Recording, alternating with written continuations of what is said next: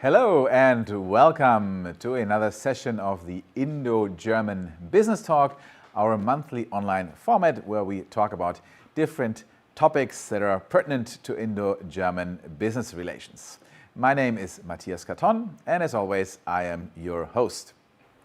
This will be a little bit of a different session than usually, but still, I hope it will be very interesting for you.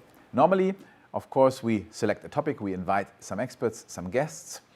Today, we also have guests, but it's slightly different. As you know, the center that runs this format, the Indo-German Center for Business Excellence, is a think tank and a platform for organizations and people who are interested in Indo-German business relations. We're an academic institution based here at Frankfurt School of Finance and Management in Frankfurt, with close connections to our academic partners, particularly in India, but we're also very, very close to the real world, as of course everyone who has ever joined one of our webinars knows we don't just deal with purely academic or purely theoretical issues, but with real world business issues. So the center has recently held its membership assembly, and after 3 years it has elected a new board. And we wanted to use today's session to introduce, in particular, the two new board members and talk a little bit about them, what motivates them, what their background is, and what the vision for the center is. So I'm very, very happy to be joined here by Kasturi Dade. Thank you so much, Matthias. It's a pleasure to be here. Thank you. And Devender Mago to my other side. Thank you so much. And together with me, who you already know, we are the new managing board of the Indo-German Center. And I'm very excited to have these two people join me on the board and work with me in the future. Of course, this will also be an interactive session as always. So we have our platform Slido, and you should now be able to see the link that you can use to access. So either you snap a photo of the QR code or you go to slido.com and enter the code that you see there. And that will get you to a page where you can ask questions. So you just type in any questions you have to us and we will then, of course, address them. So I hope that we will keep this as interactive as we usually do. Perfect. Let's get started. And before we get into the content of the center, of course, I would like you to understand a little bit better who our new board members are. So Kasturi, maybe you tell us a little bit, who are you? What do you do when you're not working on the IGC board? And maybe also what motivates you to join our center in such an important position? Sure. Thank you so much, Matthias, and thank you so much for giving the opportunity to work for the Indo-German Center. I am originally from India and a resident of Frankfurt, to be specific, for the last 20 years almost now. I came here for my studies. I did my doctorate in philosophy from a city not so far away from Frankfurt, Mainz. And then, as luck would have it and as destiny kind of plays its card, I was working in the Indo-German scene, firstly with the Indian consulate in Frankfurt for around 5.5 years, where I was kind of responsible for economic and commercial outreach between India and Germany, or specifically between Frankfurt and India. And 5 years ago, I joined the the international marketing agency for the Frankfurt metropolitan region, Frankfurt Rhine-Main, in which I essentially help international companies set up their bases in Frankfurt or the Frankfurt Rhine-Main region. And of the countries that we are present in, I usually take care of investments that come in from India or the Indian subcontinent as a whole, UK and Ireland, and since very recently also Singapore and Australia. So it's a pretty challenging role, but at the same time, it gives me really the impulse, or it teaches me what's happening in the market, in the international, what are the global trends with the global south, what are the relations with Europe especially, or with Frankfurt per se. But at the same time, it gives me a great opportunity to meet, speak with business leaders, industry leaders, but also politicians or socio-political personalities who do have a say in where things are actually working. So it's quite exciting. I don't have a boring day. And in my new role, I hope that I can bring in almost 10 years of this bilateral vis-a-vis multilateral experience, and help the center do more work. So that would be something from my end. Excellent. And it should be noted that Kasturi's organization, her employer, Frankfurt Rhein-Main, is also a founding member of the Indo-German Center. So both the organization, but also Kasturi personally, have been very, very much involved and have helped and supported us from the beginning. So while she has now moved into an official role for the first time with the center, she has in fact been involved with us for a long time, basically since the creation of the center 3 years ago. Over to you, Dave. So you're also somebody who is a bridge builder between India and Germany. Tell us a little bit about your personal background. Thank you so much, Matthias. First of all, I should compliment you for what IGC has achieved in last few years. I think that's commendable, and actually I'm honored to be a part of this board. By profession, I am a banker, and since last 20 years I had been working with ICICI. I was heading their retail banking in Germany, and I was also involved in the initial setup of the bank in 2007. So, similar to Kasturi, I have spent almost 18 years in Germany, starting with, making a bridge between India and Germany, because that time, if you remember, the Indo-German trade and all was at a very, very initial stages. And from there, I have seen how the market has changed over a period of time. Starting from, simple things like, trade facilities or corporate banking to very specific correspondent banking and all between India and Europe. I was very instrumental in doing things along with our team from ICICI Bank. And slowly I moved into the retail part of the banking, wherein I was on ground actually understanding the difficulties of the Indian diaspora, which is across Europe. And let me tell you that Indian diaspora is one of the strongest. How can we ensure and help them in meeting their financial needs and all? So my task was basically to bridge the corporate side as well as the retail side of the banking for the bank. Coming to my recent move, I have just moved out of ICICI Bank and I joined a fintech in Berlin. Again, this is a very inspirational fintech, wherein we are trying to meet the financial needs or creating a financial ecosystem for the students and the job seekers that are coming to Germany. And I am responsible for the South Asia market, which probably is one of the strongest markets that we are looking at. And in the recent past, you would have seen a trend where a lot of students and job seekers are coming to Germany. I'm just trying to contribute my learning and the past experience in helping them to settle down in ease. Apart from this, I am alumni of Kellogg School of Management, Chicago, as well as WHU in Germany. And I'm also a proud Rotarian. And through all my experience of last 2 decades, I'm looking forward for contributing to IGC's larger objectives. Thank you so much for giving me a chance for this. Thank you, Dave. And I'm sure that you all agree that the pedigree of our 2 new board members is absolutely excellent for our center. They have in-depth knowledge of both India and Germany and Indo-German relations. So I think the membership assembly took a very, very wise decision to elect them to the board. And at least as far as I am concerned, I am very grateful and also honored to be able to work with them both. Now let's talk a little bit about Indo-German relationships. And of course, India is everywhere in the news as the now largest country in the world since last year, with a strong economic growth, the highest among the big economies. Germany, I think, is last spot right now, so there's a bit of light and shadow here. But India is everywhere in the news. Recently, the country has held elections, and there were at least some surprises, I think, as far as the results are concerned. Kasturi, what's your take on the elections, and how does that affect India's international standing and the relationships maybe also to Germany?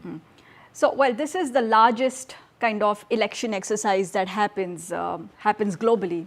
We have almost 1.4 billion population in India, and a huge let's say ratio of population who are also new voters this time. So of course the expectations were something else, and let's say the results were again, you know, magic of democracy. You can never predict, because it's such a clean exercise in India that that there is usually always a seamless kind of rotation of power. Of course, everybody was expecting the current government, the incumbent government, to come back in power, however, with a much larger majority. But one thing I would like to say is that what democracy needs is also stability, Matthias. And with this government coming back into power, we see that stability returning back. I mean, it was there in the last over the last 10 years since this government first came into power in 2014. But we will see that all the initiatives that have been undertaken by the current government will gain further impetus over the next 5 years. And I think that's only good news for Germany, because Germany has always been India's largest, let's say, economic partner, at least from a European point of view. And there have been very healthy diplomatic relations between the two countries for several decades now. Between the two countries, there is also a mechanism called as the intergovernmental round of consultations, which Germany does with strategic partners, and India is one of them. And this will, I think, the elections were kind of a waiting period for the German government. But as far as I have heard, that the Chancellor, the German Chancellor, will be traveling to India somewhere during the latter half of the year to take discussions onward between the core areas of cooperation between the two countries. So I think the elections were a much anticipated kind of event. This year is the year of elections. And I think India went in first, but we do not see this having any major changes for the Indo-German relations. In fact, it will only strengthen them further. That would be my take. Thank you, Kasturi. And as you rightly said, one thing was what was expected, namely that the current or the former government would also be the future one under Prime Minister Modi. However, I think most experts were wrong in terms of the majority that the government would achieve. Now, looking at the media in Germany, but maybe also other Western countries, some people seem to doubt the democratic credentials of India. Dev, would you say that the results is maybe also reassuring in the sense that democracy in India is working, because it delivered a return of the current government, but the government also suffered a sort of defeat, at least as far as its own ambitions are concerned? Matthias, it's a very tricky question. First of all, we have to understand the context. When you are running an election in India, it's like running an election in Europe. You know, there are different states, there are different stakeholders, there are different age groups, there are different caste systems, and targeting each one of them is not an easy task. But at the same time, after the victory, you would have seen, you know, when BJP got the mandate to form a government, even the opposition did not come up with any sort of, apprehensions that something was not correctly functioned. And I think as a democracy, this is a sign which the Western world should see, that such a big country has, done such a clean job when elections are held. And again, I'm saying it's not an easy task. So I don't see that. Yes, there are some learnings. I would definitely say that it did not come as a majority, but at the same time, they are thinking like a corporate. If you see how the government has, done work in the last, two elections that they won, and now the third one, they are looking like corporates. They are putting some strategies in place, and I will say that the government is only successful if they are able to execute those strategies. And if you see the ease of business rankings and all, slowly I think they are reaching there. As far as Indo-German relationships are concerned, I think they are just going to get more stronger. And I think even if you look at the media, or if you discuss even with the corporates today, India has become kind of the place which they cannot miss. And similarly for India, there is so much to learn from Germany and Europe as a whole. So whether it's a process or whether it's a relationship, I think they both are quite strong at this point of time. Great, thank you very much. Kasturi mentioned stability. Of course, that is important. Businesses like stability, political stability, because it allows them to plan ahead. Now, when we look at German companies in India, we have some big companies with a lot of history, 100 years or more, such as the case of Bosch. For example, we have the automotive sector that's there. We have companies such as SAP, the German IT company. They employ a lot of people in India. So if you look at the landscape, what would you say, Dev? Where are German companies operating well in India, and where is maybe some potential for improvement or further engagement? I would say that let's look at the German companies in two segments. One is, as you rightly mentioned, which is the large caps, the kind of DAX companies. And if you see Siemens history, I think Siemens existed much before all of us, and they have been doing quite well. The second is the Mittelstand. So presently, if you see at the large corporates, I would say they are very well established. You go in any hospital in India today, and all the machineries, all the X-rays and all, you will always see, Siemens and all that they are made in Germany. So they are already there. Where we probably can put some kind of efforts is in the programs like, MIIM, which is for the Mittelstand. How can we bring them closer to India? How can we expose India to them so that they can get benefited from what India has to offer? So it can be a win-win kind of situation, and it's a given fact that in Germany we are having, troubles with the skilled laborers and all. At the same time, who better than India can provide, the best of the engineers at a click of a button? So I see that there are both ways of looking at it, but for large caps, the challenges, as you said, I would say that there are a couple of them which comes to my mind from my past experience as a banker. We might think that the cultural differences and all does not play a vital role, but let me correct you that it does play a vital role when it comes to businesses. Businesses and are made or break, happens on cultural differences. Secondly, the policy alignment has to be there. What we sometimes miss is that both the sides are thinking positively, but when it comes to writing a policy, there is a huge difference.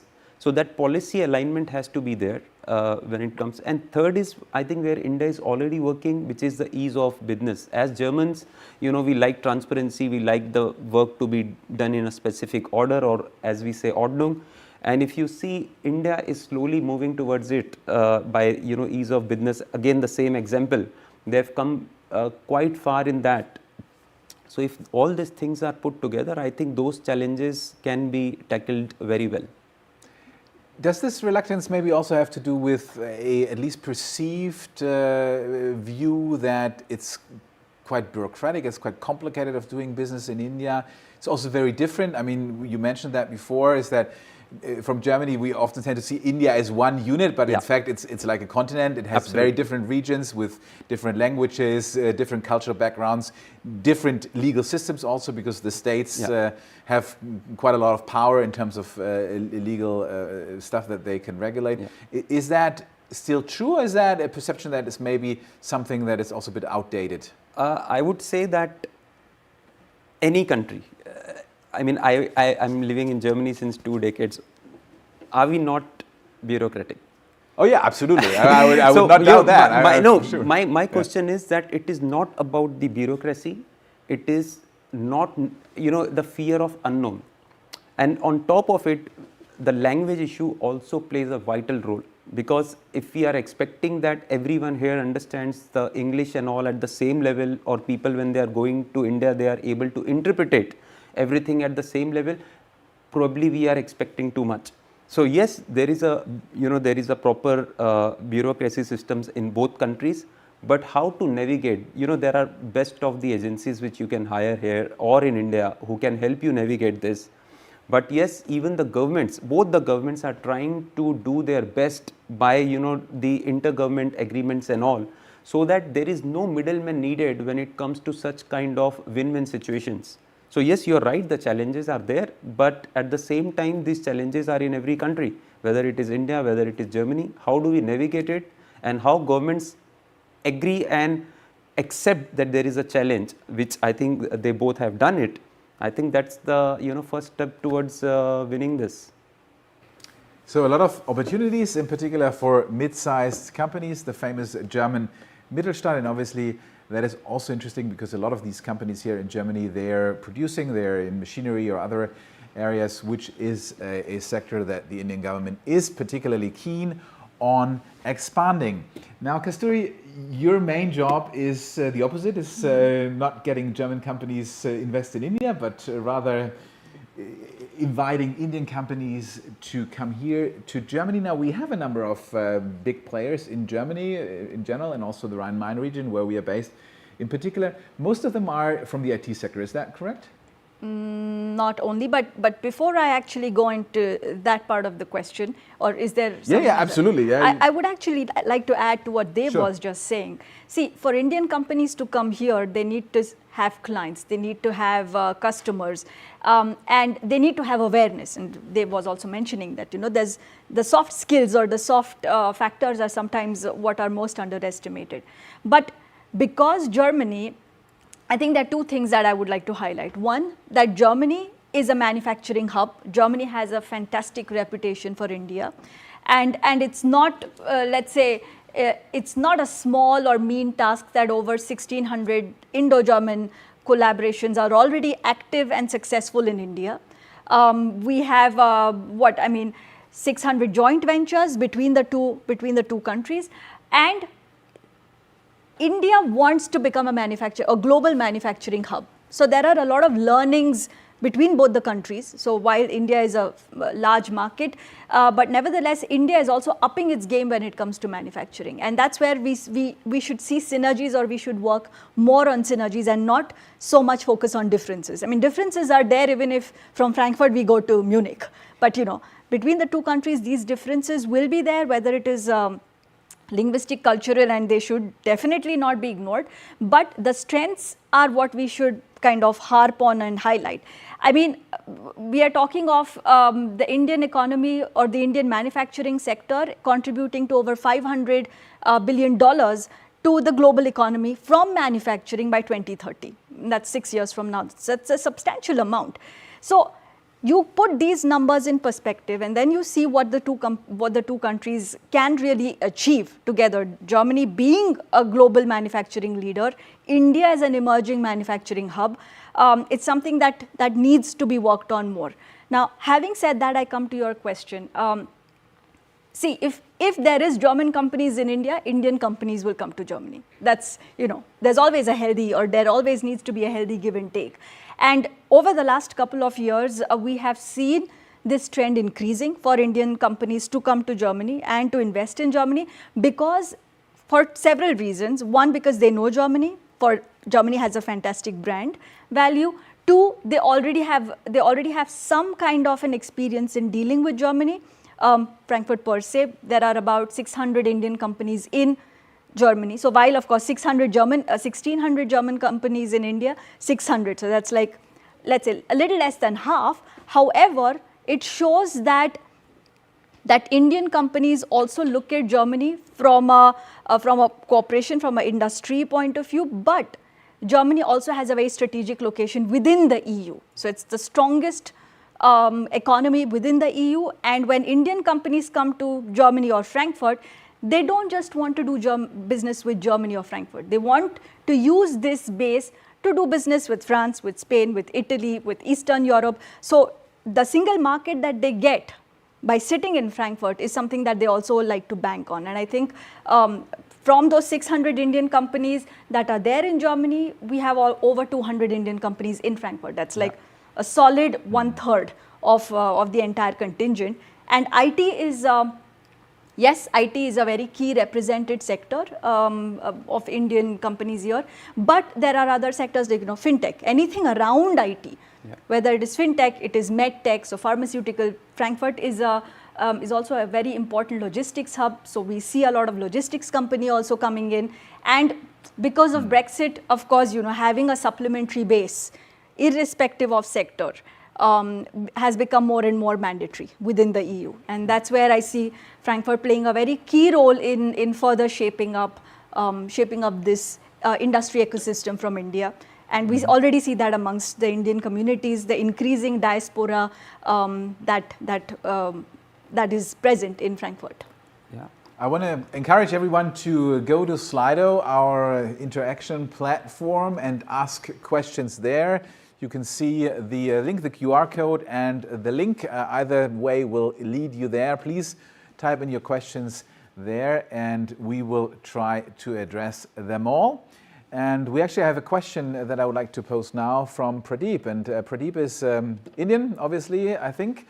And he is he's looking for a marketing job. He's a marketing expert. He's looking for a job in Germany. You mentioned Indian companies. Obviously, there are also other non-Indian companies here in Germany. Many of them are looking for experts. We have demographic change here in Germany. Unlike India, Germany is not a young country. It's an aging society. Yeah. So how do you see that? How are the opportunities for Indians wanting to move to Germany and take up a job, for example, such as Pradeep as a marketing expert? Excellent, actually. The Indian business community is a growing community. We have just in the Frankfurt Rhine-Main region over 20,000 Indians living, which is for the geographical area, that's quite a lot. And amongst all the international communities, India ranks 6th in the international kind of rung of things.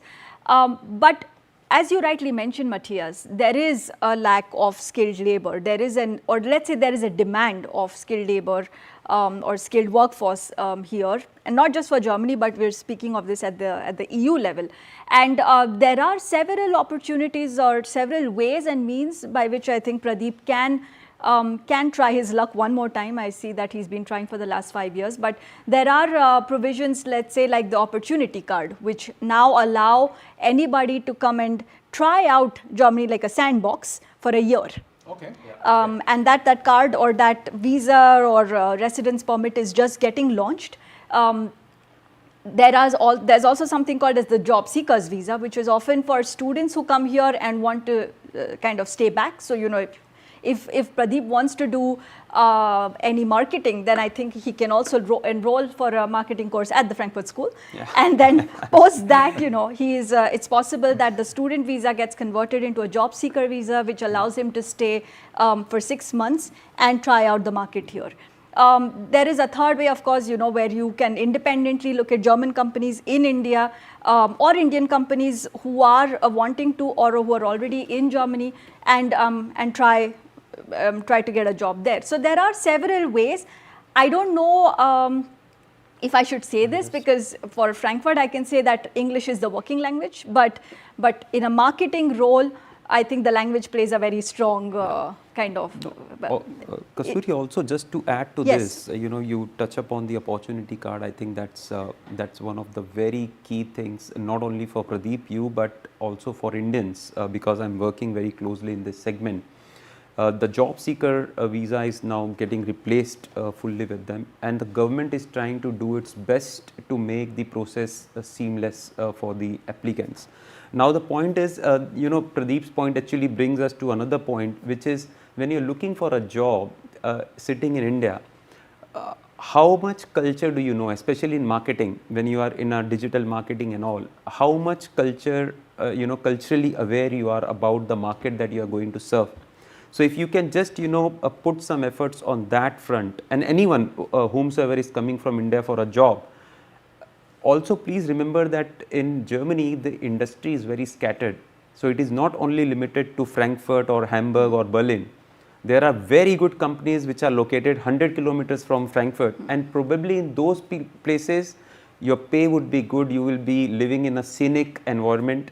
But somehow, you know, you have to also give yourself the time to learn the language and be prepared for the cultural integration, which is a key to success. You know, that's my understanding of whomsoever I've spoken in last few years. Yeah, I guess it's right. And of course, I mean, that may or may not be applicable to you depending on the level of seniority that you have. But I think that actually coming to a country such as Germany as a student is a wonderful entry ticket into the job market, because it allows you to learn the culture, to understand the country, and then eventually after graduating take up a job. And of course we here at Frankfurt School are delighted to welcome all international students. We have a lot of students from all over the world, Indians being, after Germans, actually the largest group now for a couple of years. But there are other good universities, of course, in Germany as well. Now, if you're already a senior person, that may not be so easy because you don't want to necessarily go back to university. Looking at the questions I have, we got a compliment actually from Arun. Thank you very much, Arun, a good friend of ours. So shout out to you. He says, compliments for well covering the many aspects and always chapeau to incredibly strong competencies demonstrated by the board. Wow, that's very kind of you. Very Thank humble. you, Arun. Thank you. We appreciate that. Now, let's maybe move back a little bit to the more macro side. And we talked about the mutual opportunities for Indian companies investing in Germany and German companies in India. We have a question from Kunal, and Kunal asks, should we, and I assume the Indian side with that, should we broaden the foreign direct investments in the German telecom sector? Is that something either of you be able to comment on? Should we broaden the... Yeah, that's what I was thinking, because telecom makes it a very narrow kind of a thing. But yes, Kasturi, as rightly said, I think if you can just broaden the question of FDIs in Germany, I think yes, the answer is yes for that. Kasturi, you want to add something on that? Actually, we are right now talking to an Indian company from the telecommunication sector, and a pretty big one. For the sake of privacy, I will not mention the name. And they are big in operations in Germany. They started last year.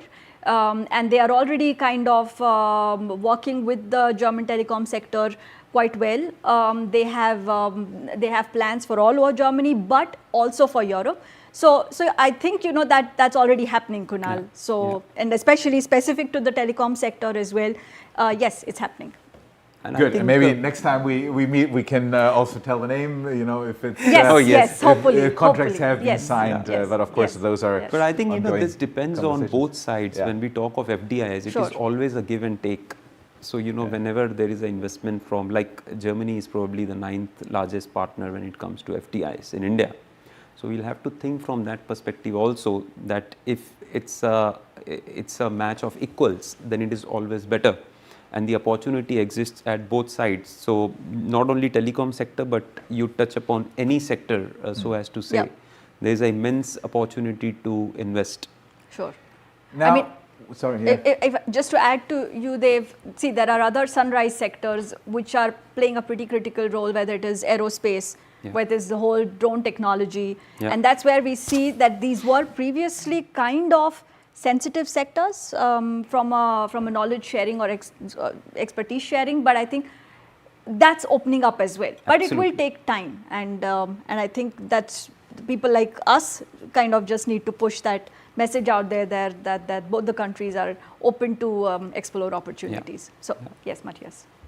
I think this is an excellent point. You just said that both countries are open and open to exploring new opportunities, and I think we've made it clear. I guess all three of us here agree that we believe in the benefits of free trade, open borders, and international cooperation.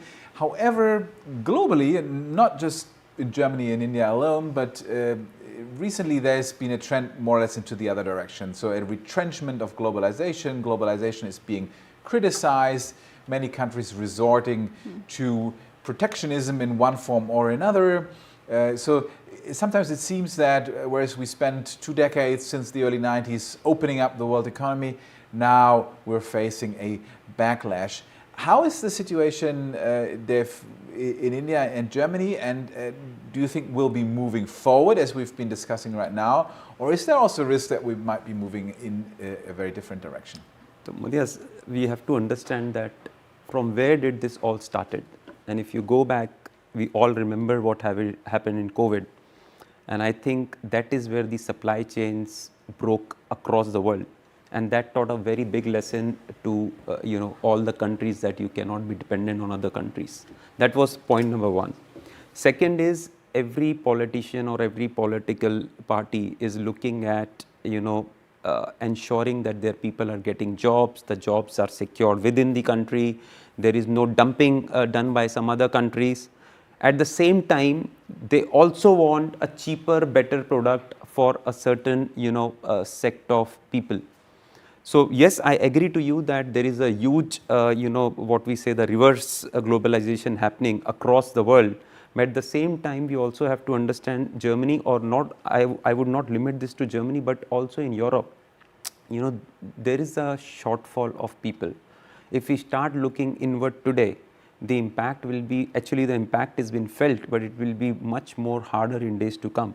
When it comes to India, you might think that, lot of companies are coming abroad and doing setups, but what we have to understand that India is a big market in itself. So you are able to, go out and do something once you have already kind of fulfilled the local market. In India, with Kasturi, 1.4 billion people we have. Yeah. And these people are actually, they are always increasing in their pay scale from, the government is doing an amazing job to bringing these people from, the lower to the middle to the upper. They have, huge kind of deep pockets to spend money. So many companies are actually looking to first fulfill what they have already, rather than going out and diversifying themselves. At the same time, I think that for India and Germany, the China plus one, or the alternate to China, has played a massive role. And I think both the countries should not leave this opportunity at all, at any, at any cost, because India is ready with all that is required for delivering what Germany is expecting from a quality, or from a say the cost perspective and all. So I think it's a win-win situation, and at least in these two countries, I don't see that happening unless there is a huge political change in either sides. So you are optimistic, Very much. Kasturi. What do you think? I totally resonate with what Dev has said. I think decoupling is a temporary phenomenon. Yeah.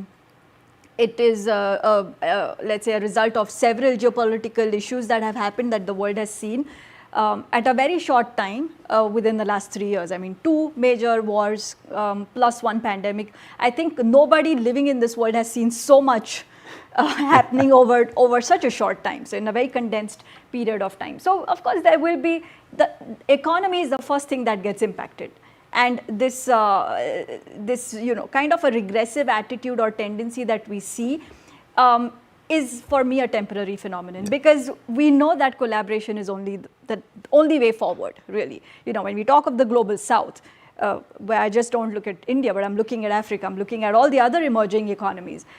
I mean, we cannot ignore the potential that lies there. And let's say, there is a gap here in terms of talent, tech, or terms of workforce. India has the population, India has the expertise. So we will see that gap being filled, because that's the only way forward. In India, we see the need for, let's say, technological know-how. We feel the need, or rather we do see the need for manufacturing expertise, which countries like Germany can plug in. Yeah. So I think if the political will, as they've said, if that is there, and which right now it totally is there, I do not see that. I do not see the decoupling go down for at least those 2 countries. Sure, I think you have to, it is but clear that you cannot put all your eggs in one basket. And therefore, having multiple partners and multiple collaborative partners is important. And I think India is an exemplary example kind of this, that India works with everybody. So maybe if I may take out your glass bowl, and what do you think? Will we see an EU-India free trade agreement in the next couple of years? Wow. I mean, see, this has been in discussion for decades now. It keeps coming back on the table. So we will see. I cannot say much. I do hope that it works out, because it's in the best interest for both. India as a continent itself, and EU as being EU. And India has several FTAs with other countries. So the EU as such, I think, does not have too many FTAs, but we do see there are a couple of critical points which, if they are addressed on both the sides, then an FTA is in the making. It has been in the making, but hopefully we see it actually being implemented, hopefully during the next 5 years. Cautiously optimistic. Yeah. Dev, you agree with Kasturi? Partly. So, and I'll explain why partly. Because we also have to understand that when we are talking of Germany, the Indo-German trade, it's a very separate topic. But when you make Germany as a EU, then we are talking of, various legal infrastructure merging together and agreeing on something, and especially a thing like trade, which is kind of raising pulse in every industry. It is very difficult because first of all, aligning the entire political diaspora of Europe itself, I think it's a huge task. And India probably is lucky because I always tell people that Indian states are like European countries. But the good thing is that there is one leadership, and that one leadership can actually take care of all the states that in which direction we have to go. Unfortunately, in spite of we having a lot of high level delegations and committee at EU level, sometimes taking everyone along becomes quite challenging and maybe time consuming. So Kasturi, I agree with you that this will happen, but faster the better. That is kind of a thing I would end at a positive note. It should have already happened. Well, we'll keep our fingers crossed, and I think if it were up to the three of us here, then that would be solved relatively easily. But as both have rightly pointed out, those negotiations are always very entrenched, a lot of different interests clashing there, so that's why these things are so difficult.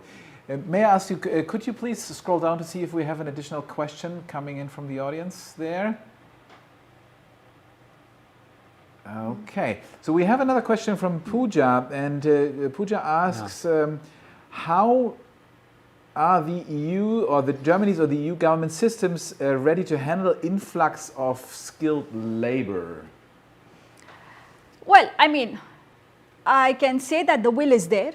From a federal point of view, all these provisions are being made, but I will also say that the systems are taxed. I mean, taxed in the sense of they are under a lot of pressure, they are burdened. So if there are delays, if there are time delays, I think the system should be forgiven a little. Although I know that people at the other end can get a little impatient, but the provisions are being made. I mean, we are seeing, let's say there is the Fachkräftegesetz, Fachkräfteeinwanderungsgesetz, which is basically mobility of skilled labor, and this law has been passed already a couple of years ago, and the second version of this law has been passed to ease the burden for people applying to come to Germany. And now Germany is also moving more towards a credit or a point system through this opportunity card, where if you fulfill certain criteria, it's easier for you to get a visa or a permit. And at the same time, I mean, the residence limitations, you could first get a residency in 8 years. Now they've capped that to 5 and 5 to 3 years. So if you're a skilled professional, you will be able to, you will be eligible to apply for citizenship within 3 years. So, these are provisions that are being made. Of course, the people who implement these, by the time these kind of come at that level, it takes time. So we have to be patient, is what I will say, again very cautiously, but the will is there, and we already see these things working in the favor of the other countries, for example, India. I agree, and of course that may be a surprise to some of our Indian viewers that Germany in many respects, especially when it comes to digitalization, is far behind India when it comes to processing visa applications and stuff like that.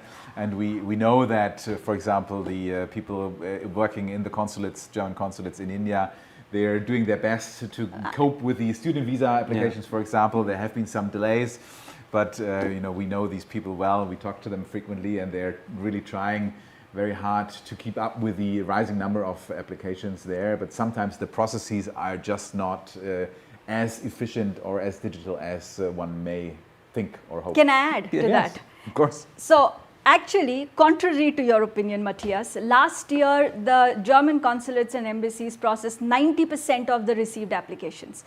And that would be about 1.5 million visa applications, of which 1.15 million visa applications were given multiple entry visas. Okay. So they've also kind of made their work a little easier. And now it is, of course, it's easier to kind of get your parents or parents-in-law also, of course, so they're trying to make it more family friendly. It will have its own set of challenges, but I know for a fact that the German consulates and embassies are also trying to give more long-term visas, like the US module, where once you apply, once you're in their system, you can get a 10-year visa. And now Germany is trying to kind of replicate, but again, it's not just Germany. When you apply for a visa, you apply for a Schengen visa. So it's, as they've said, it's not just Germany, it's the whole geographical and political boundaries that also need to be taken into consideration. As we right, and when I applied for my Indian visa, I also had to fill out a lot of paper forms. I remember that until I got the multiple entry visa. So yes, it's not all black and white. Dave, what's your experience? So I'll just add a couple of things because blaming a system sometimes become very easy sitting and comfort of our home. But we should understand a couple of factors which are playing a role. And as I work in this sector very closely. So what has happened over last 1 year? If you see what's happening in Canada or in US or in UK or in Australia for the students, the student admissions are becoming more and more difficult. Yeah, and at the same time, Germany is making it easy for the deserving students to come to Germany. So what has happened here?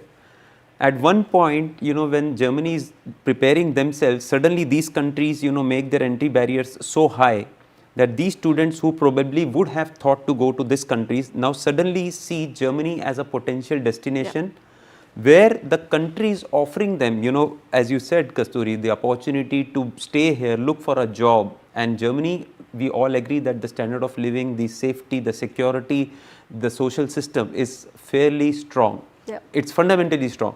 So on top of it, when we are coming up with the Chancenkarte or the opportunity card, so they are already dealing with the influx of students. On top of it, now what has happened?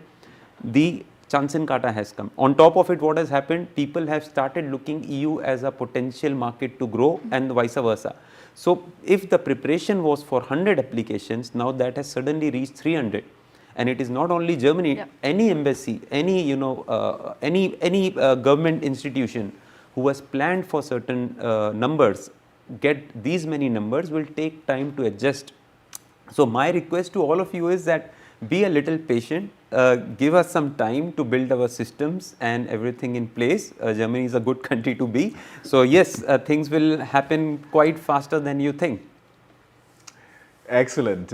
We are almost at the end, so I just want to use the final few minutes to ask my two fellow board members about the center and some ideas and visions for the future. And obviously, we just got together. We had basically one meeting, the three of us, where we try to hash out some ideas. So it's all in the making. But maybe give our audience a kind of a sneak preview on what you would individually like to accomplish with the center in the next years. Let's start with you, Kasturi.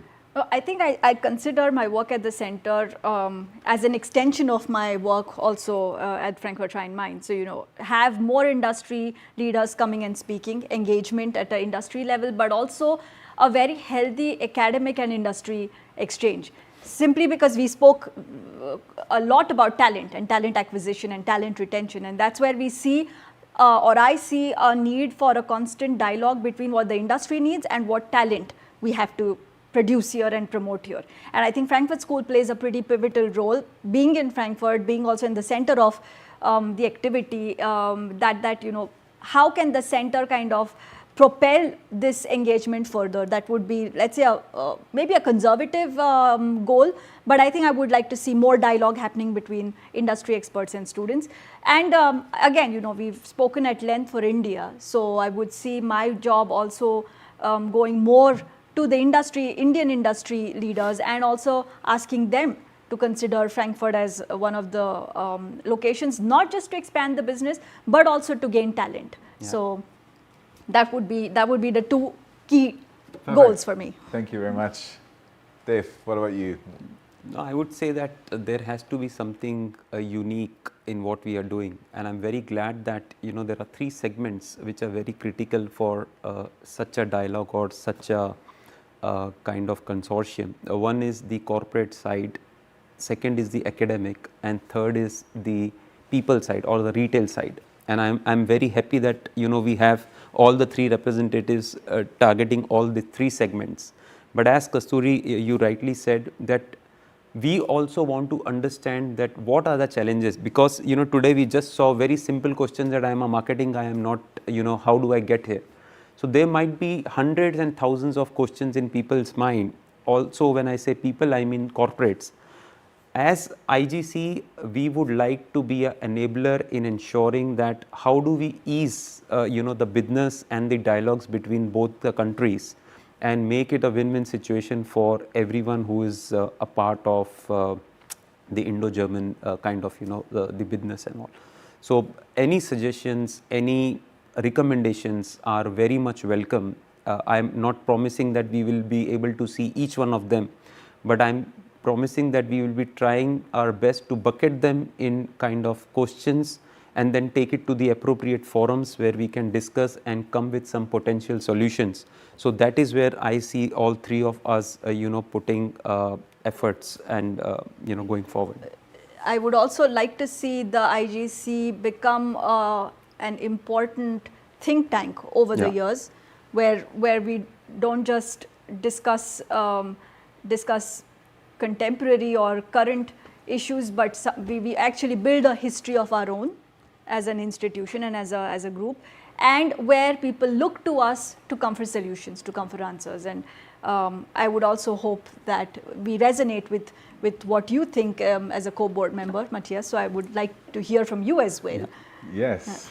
Yeah, I agree. I think we've come a long way in the first 3 years, but of course we're still a young organization. There's still a lot of things to do, a lot of ideas to develop to really position the center as a useful institution at the nexus of academia, business, society. I think that's the idea, with different activities, either in the field of research, but also in the field of convening, where we bring people together, which we're already doing with our events, our annual conference, and so on and so forth. But there's still plenty of opportunities, and let me use that to maybe broaden the appeal.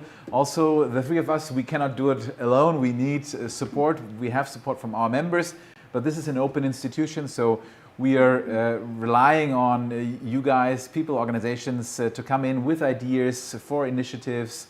Also, as a non-profit organization, with some financial contributions that we need to keep things running. So anything you'd like to do to contribute, please do reach out to us. You can go to our website at Indo-German.center. You will find more information about the center and obviously also ways to contact us.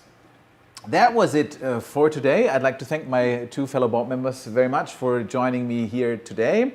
Thank you also for being such a great audience, asking many questions, and we will see each other again next month with another topic at our Indo-German Business Talk. Thank you very much and have a great day. Thank you so much. Thank you so much.